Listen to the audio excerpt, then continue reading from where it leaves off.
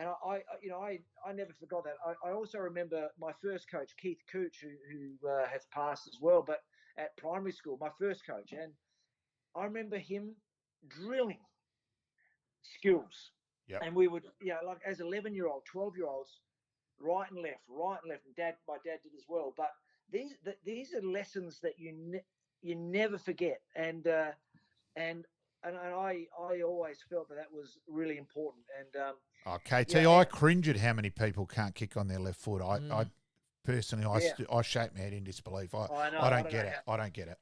So, The number of times where it's a get out of jail card. oh, If you can massively. get out and do something constructive, that makes you a dangerous player. And but they were hard men, but decent people, and really good values. And I never forget those influences. I tell you what, too, KT, while we talk openly as 84, because we ended up winning it, I think the achievement in 80, making the grand final, coming from the elimination final, and running Port Adelaide against a great Port, I still think the best Port side was 80, with Mark Williams in the middle and Tim Evans dominating at full forward, etc.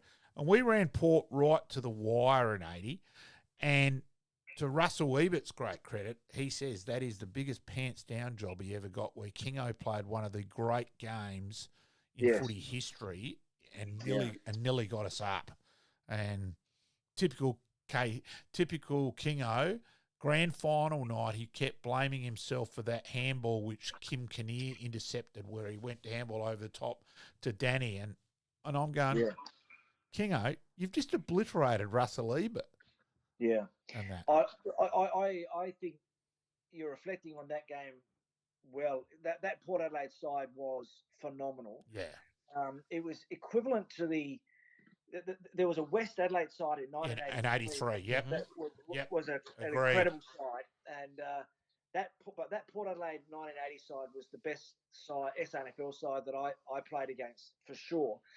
And we felt as if this is what having to win 9 of the last 10 games or whatever it was to get into that position does for you. But we felt as if we could be close at 3/4 time, we could run over the top of them, and we were. And we were, and Mocker getting caught by Bruce Abernethy.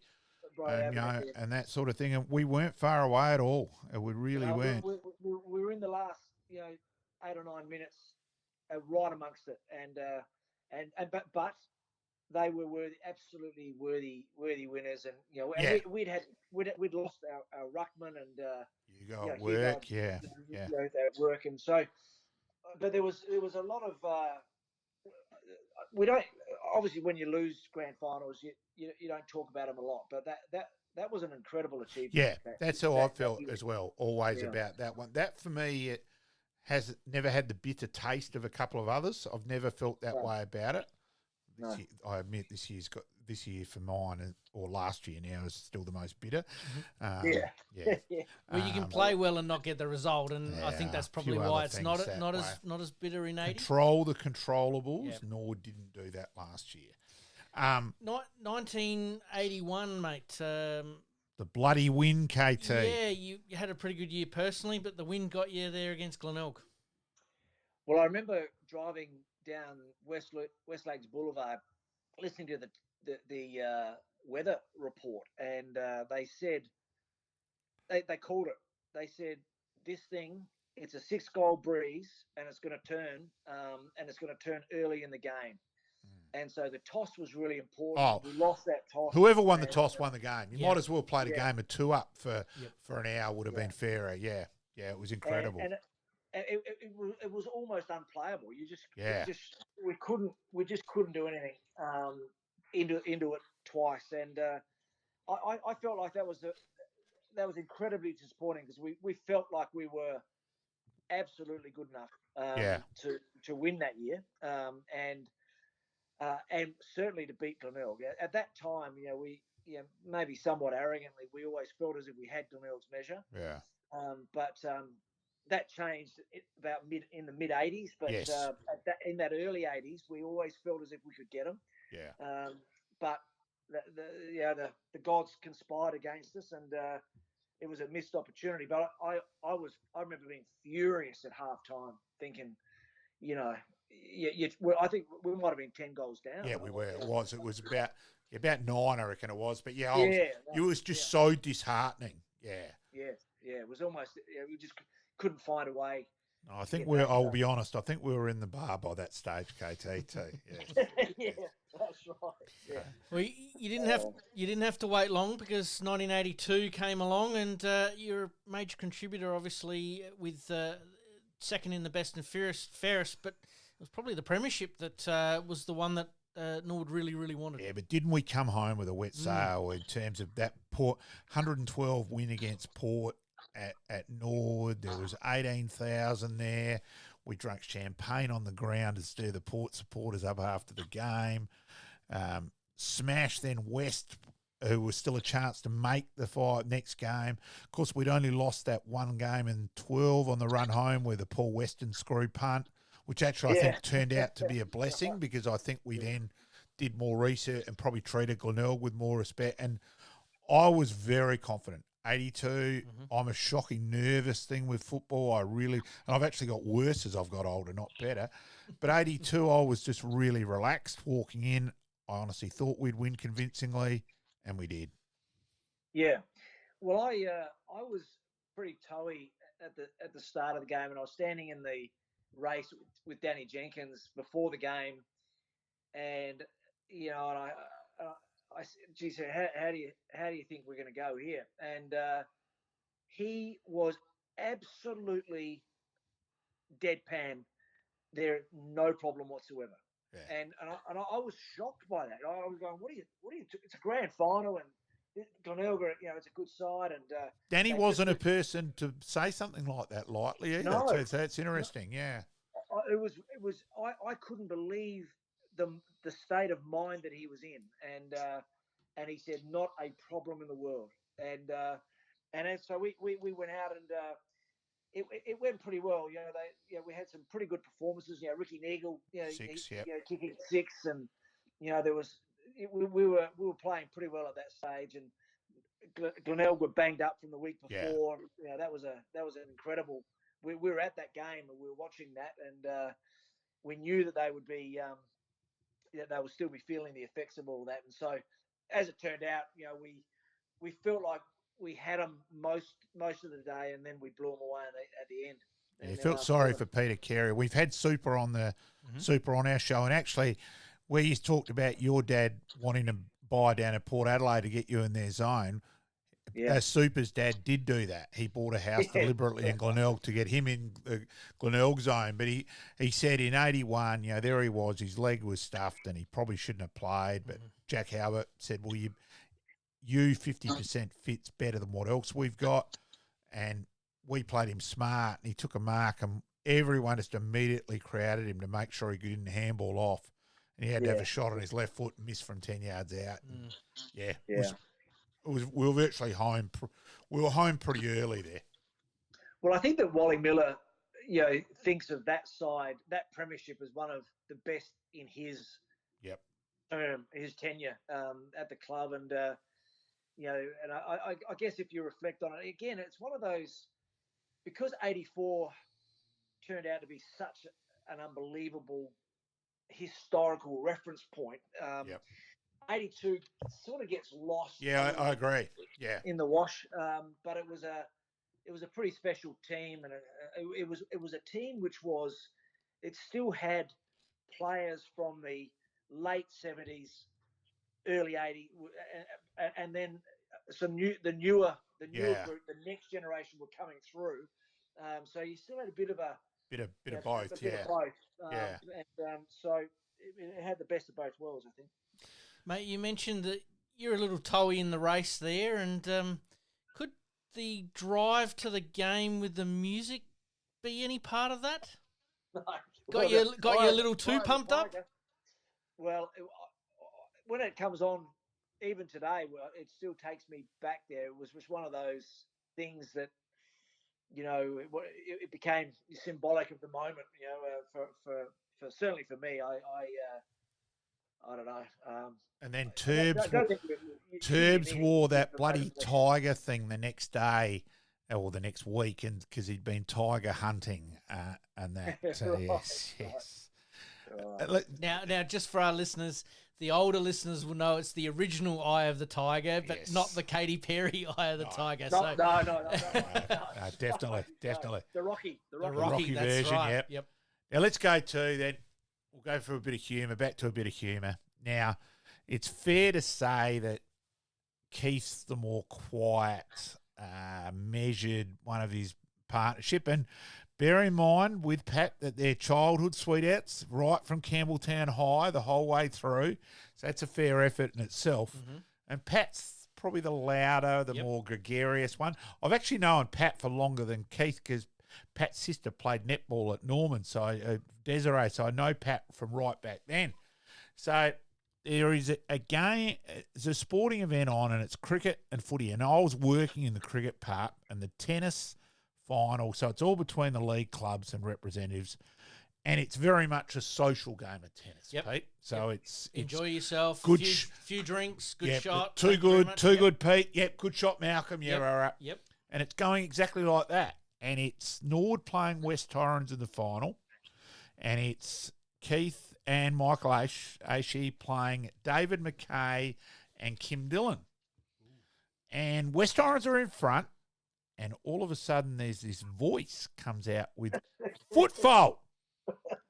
And it's Pat, Keith's better half. And the umpire, and by the way, it wasn't me, because a lot of people said, shit, you were working at Woodlands, were you umpire? I said, no, not tennis. Not tennis. Yep. The umpire's called foot fault on David McKay's next serve. Oh, my God. The game has immediately changed. It has become an Australian Open final in terms of the seriousness of it. On for young and old. Oh, and fair to say there's a bit of bad blood there at Norwood with Kim Dillon for various things. We won't go into that and so it was ugly. That was an ugly moment. Oh, bloody funny! But we came through to win. Yep. So as Pat said, justified. We got up. Yeah. So I still call Pat to this day foot fault. Ah. So yes. I've still got the trophy. They can't take it away from us. No. We got up. Yeah. She was she was very deep in the crowd too, and a long way back. It was incredible that she saw it. But anyway, we certainly heard it. That was for sure. Never a problem hearing Pat's voice. There may have been a Fitzroy game, KT playing reserves at Waverley. Yep. Look, then let's be honest, not a huge number of people at a reserves game at Waverley, and Fitzroy may have run out onto the ground, and there may have been a wife supporting her husband. Mm-hmm. Come on, Keith. Come on, Fitzroy. The Fitzroy players may have gone in the huddle, all started going, come on, Keith. Come on, Fitzroy. Yeah. So, I'll leave. There's a couple of stories I want to tell you that probably haven't ever been aired before. Go for it, KT. Yep. I'm going to take you back to the debut game because this is also part of that story. So right, it's Norwood Glenelg. Yep. Where it's half time. I'm shivering, haven't been on, and we're going down the race, and the crowd's going crazy. And in the race, Harry Kernahan and Bob Hammond are fighting, having a massive blue, belting the hell out of each other. And I'm sort of never heard about this. I know. I'm sneaking past them against the wall, going, "Is this league footy? You know, what am I looking at here? What am I looking at?" So that, and not a word was ever spoken. No, I've never heard that. No. So that was in the race, and then you talk about me playing my first game at Fitzroy was in the twos. Yep. And I was a notorious early starter. I wanted to get there 2 hours before the game, right? Yes, you were. Prepare. So it's at the MCG, I get there, and the ground is locked. Yeah, right? gates not open. So I'm standing there with my bag thinking, well, am I at the wrong gate? So I've climbed over the ticket turnstile at the time. I was able to climb up and into the MCG at 9:30 on the morning. And that was my debut. That was people talk about the glamour of AFL. Well, it wasn't overly glamorous at the start for me. Well, that's gold. That KT. is gold, absolutely. Yes. Well, mate, you've sort of segued very nicely into what we were going to ask you next. Was that obviously successful 82? The VFL was sort of getting some players recruited from South Australia. You had an opportunity, I believe, at Melbourne that came up. I did. I was being. I met with Ron Barassi and Dick Seddon, and they were very keen, and I was keen on them, and I was keen to go, and I actually signed an agreement to go at the end of '83. Yeah. And but I'd had a really good year in '83. I played a good season, but I had a very poor final series, as did the team. And, yes, we were disappointing. Yep. We had a better side than that. And anyway, so at the end of that year, I was so flat. I went back to Melbourne and said, look, I can't. I'd signed the contract. I said, I can't do this. I can't leave Norwood under these circumstances. I just don't feel right. Would it be okay just to delay my start until '84? And so I'd flown to Melbourne with that. 285, yeah. No, wait until. So I was going to go at the end of '83. Yeah. Yes, for the '85 season. Yeah. That's right. Yep. So I flew back. So I'd flown over to say that. I flew back, and by the time I'd landed back in Adelaide, they had sued me. There was a legal. Yeah, I knew that. Document Yeah. with my lawyer, and so I went to Wally, and this is the second time in my career that he stitched me up. He had a look at it. Now at this stage, we're not talking Michael Aish contracts. We're not talking yellow Salikas. No, yeah. What they'd done is at this stage they'd given me a video cassette recorder for my wedding. We'd got married, and so they'd given me that.